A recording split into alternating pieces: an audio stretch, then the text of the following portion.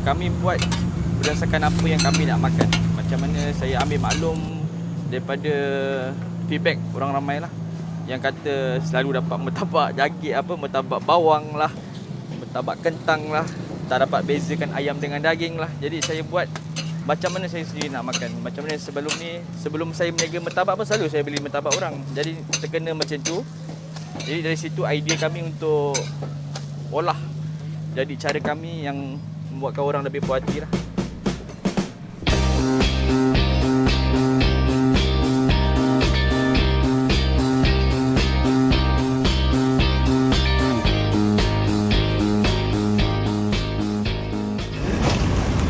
Lama tunggu? Lama tunggu?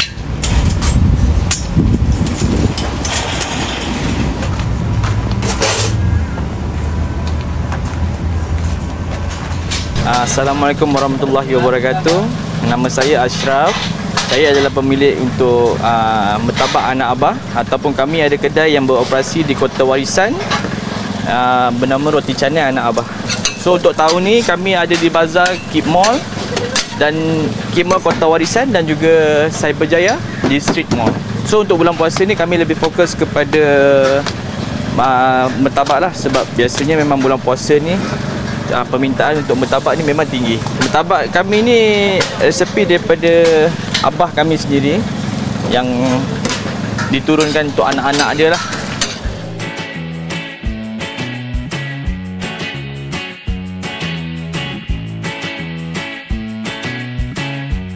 Ini kami buat murtabak daging.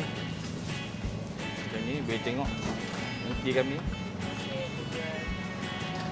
Sayur ada sikit tapi tak banyak lah, tak menutupkan rasa daging tu sendiri.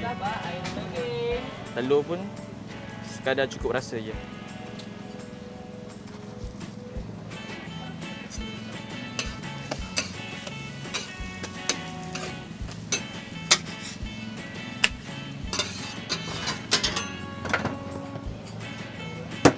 Sekarang ni saya nak buat murtabak ayam pula.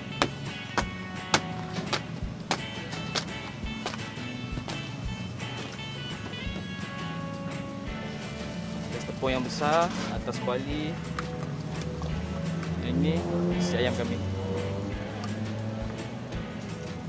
Boleh nampak kat situ.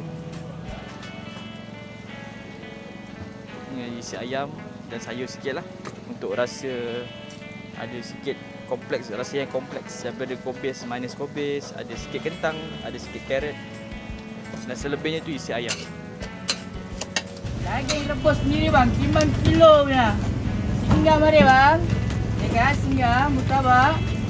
Daging timbang kilo bang, singgah. Baik, istimewanya murtabak kami ni, kami buat berdasarkan apa yang kami nak makan. Macam mana saya ambil maklum daripada feedback orang ramai lah, yang kata selalu dapat murtabak daging, murtabak bawang lah, murtabak kentang lah, tak dapat bezakan ayam dengan daging lah. Jadi saya buat macam mana saya sendiri nak makan. Macam mana sebelum ni, sebelum saya berniaga murtabak pun selalu saya beli murtabak orang. Jadi terkena macam tu.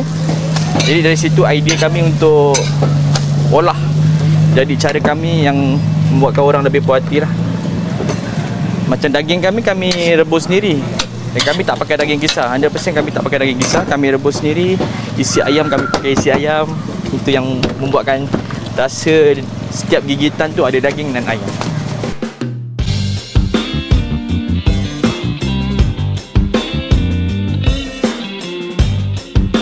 Penghasilan murtabak kami lebih kurang dalam 800 keping sehari lah, untuk dua tapak kami di Kota Warisan dan juga di Cyberjaya.